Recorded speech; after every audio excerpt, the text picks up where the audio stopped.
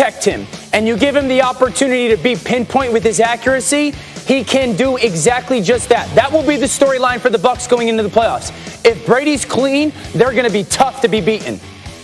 All right, Rex, the Cardinals managed only 12 points in their loss to the 49ers. What was your reaction to that? Yeah, the Cardinals are who I thought they were.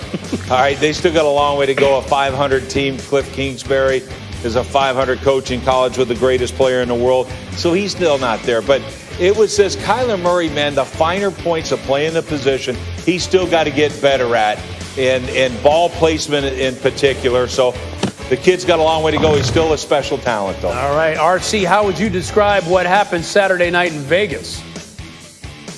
Man, I mean, listen, when you watch this team play, you just don't understand it, but that's what Fitzmagic is. That's what he does. He's a guy who comes in, he has no restraints, he has no boundaries, and he goes out and he just tries to make plays for his team. This team rallies around him, and you saw again the Las Vegas Raiders don't do the right thing at the end of the game, and they're burned by a star quarterback. The last times it was Mahomes, this time it was Fitzmagic. I mean, those dudes aren't the same, but they got the same result. All right, you know what? He makes magic happen. You just wish it could happen consistently, and it doesn't really. You just hope the magic's for your team. Exactly. But I want to stick with this game for a little bit because it really was interesting. You look at this, and now the question becomes, who's going to start, Tua or Fitz? Rex, who do you think? No, it's Tua. Absolutely, he's going to be Tua. And I got to give a shout-out to Brian Flores, to me. Man, like, this is a weird situation. Here he's pulling guys, different situations, fits in, you play great, no, you're back to the bench, all that. But he instills confidence, which is crazy when you're pulling a guy. It doesn't happen. I'm going to tell you how he does it. All right, number one, he's got extreme confidence in himself, and he's the real deal. That's what plays in the locker room. Everybody knows that this guy is genuine. But, man, he's like, look, Tua, you're going to start this game. You're going to protect our football team. You're going to get better as it goes. Ryan Fitzpatrick, you're my ace reliever, man. You're coming in, throwing gas, and getting us our saves. He's got him in such a role. That's who he is.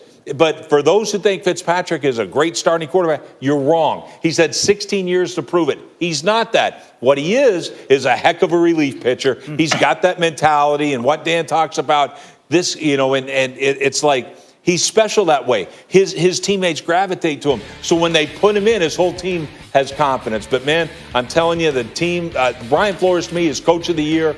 And his handling of this, although it's strange, works. You know, it just seems like he's a man of integrity, and the guys really follow him. So, Dan, I got to ask you, who do you think should start? Tua should start. I look at this situation with three things, right? I trust Brian Flores as much as I trust any coach in the NFL with his decision-making and strategy. He has 100% earned that. Two, what does this do to Tua's confidence? As a player in the NFL, a lack of confidence comes from a lack of clarity. The unknown. There is nothing of that in Miami. There is a very black and white conversation that seems to happen from Flores to Tua. If you don't play well enough, we're going to go to this guy. You're still our starting quarterback, right? And so this will not have a negative impact on Tua's confidence or his belief in himself, right? He is still a developing player. But this is the most important point. The courage to make the decision in these moments, the quarterback moves for Brian Flores, that's impressive. What's most impressive is the courage and confidence to make the quarterback move and know that if it doesn't work out, he won't lose the locker room. That's the most impressive thing, is he knows I've got an all-in trust from my locker room that I can make this move. And if it doesn't work out, if we lose and it has a negative impact on our team, those guys will still believe in me, and I'm going to still believe in them. That's what it means, or that's what it looks like to have all-in trust as an organization. That's why Flores is who he is for the Dolphins. Dan, I find that fascinating. RC, I just want to come at you quickly with this. The idea that we have behind franchise quarterbacks is this idea of, hey, you got to build up their confidence. You got to keep them in. You got to let them learn from their mistakes. When he's getting relieved, does he learn from those mistakes? I think he does learn from those mistakes, but it's not necessarily his own mistakes to make. And when you look at what Brian Flores has done, he's empowered both of his quarterbacks. Both of those quarterbacks own the locker room, and that's a very difficult thing to do. You have to have two extremely unique people to do it with, and I think they have the perfect mix in Tua Tagovailoa and Ryan Fitzpatrick. Well, if they can make this work and soothe those egos. We're struggling, but early on, Roethlisberger and that offense, they were not in sync. Check this out. Nope. Right there to Deontay Johnson. Later, down 7-zip. Benny Snell stuffed at the line, not working out. Later in the second, Steelers down 14-7. Finds Johnson, but watch. Stop right there. And Dan, they just didn't have anything going early on. Yeah, the short passing game wasn't there for them. Their offensive line did not play great. And then Indy's offense was outstanding, picking up pressure, finding Zach Pascal with the cut split. That safety takes over that crossing route. A beautiful throw by Phillip Rivers, had the time to do it. Yeah, Rivers' 420th career passing TD, tying Dan Marino 5th all-time. Third quarter, just over 3 minutes left. Steelers down 24-7, 1st and 10, and it's like a light switch came on, Rex. And you were talking about this. That catch right there to Deontay Johnson, that play was a turning point. Oh, absolutely. And this game's full of, ups and downs and all that, roller coaster. But the game switched on that play. Now he comes back, throws this touchdown pass to Eric Ebron. And things went well for Ben from that point on. Yeah, over 9 minutes left. Then things start rolling. James Conner. Look, the running game. Pittsburgh has a running game. Gain of 12 right there. Longest run of the game for the Steelers. Later in the drive, 1st and 10. Colts 25. Roethlisberger, Juju Smith-Schuster. Brilliant catch right there. Making a great grab. And, Dan, all of a sudden you saw this offense really waking up. Yeah, well, Big Ben started to get a little bit more comfortable, and their offensive line protected well. And then their defense had some plays where, they started to make some plays, get after Phillip Rivers. Phillip Rivers gets this PI with T.Y. Hilton here, and all of a sudden the Colts have a chance, right? Yep, later in the drive, 4th and 7, Steelers 33. Rivers, Pascal, no. Game right there, and he almost had it, but not quite. The Steelers holding on for this one. Roethlisberger obviously happy. Steelers win it 28-24 and clinch the AFC North title. They tripled their offensive production from the first to the second half, totaling 260 yards and 3 touchdowns. Big Ben accounting for 244 of those yards through the air. His most in a second half since November of 2018. Now, look, guys, I've been watching you guys all the time. You're dogging the Steelers. You're talking about this team. They're not going to go anywhere. So being honest about the Steelers. A little bit. Don't you do that. A little bit. Don't you do that. You're being honest about the Steelers. Then I'll come to you then. Don't do that. Do you think this is a team that wins a game in the playoffs?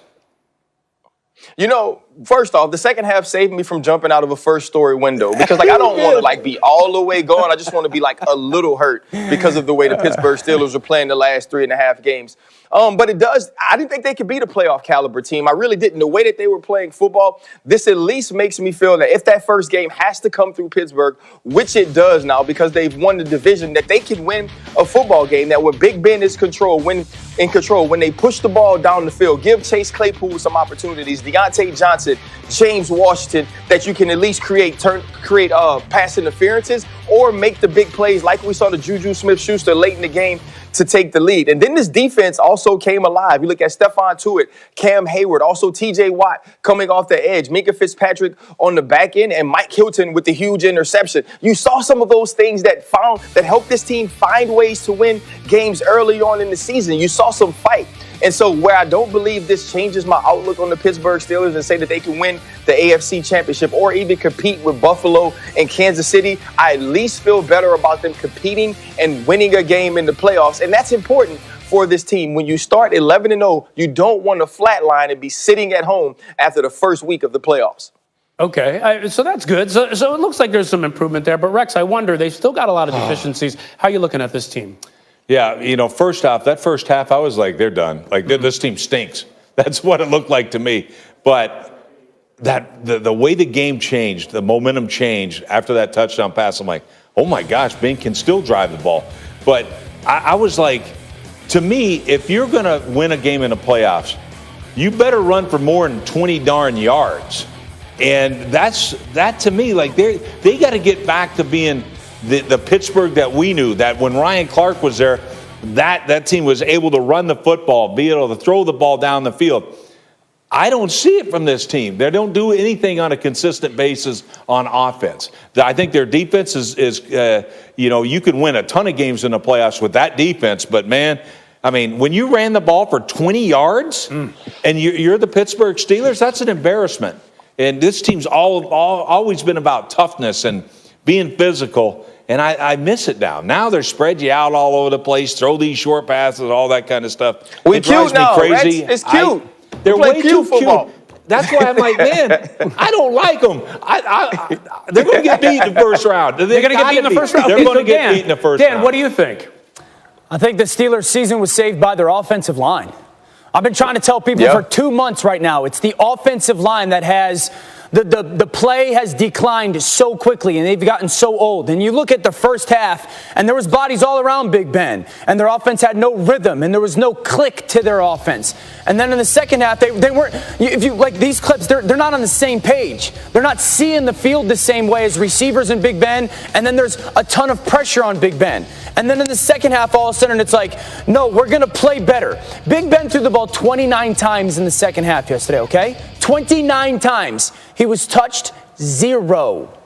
Now, if the offensive line is going to play like this in Pittsburgh, I can buy into them more. My expectation for them is higher than it has been over the last month. This is a team that can make noise in the playoffs if their offensive line...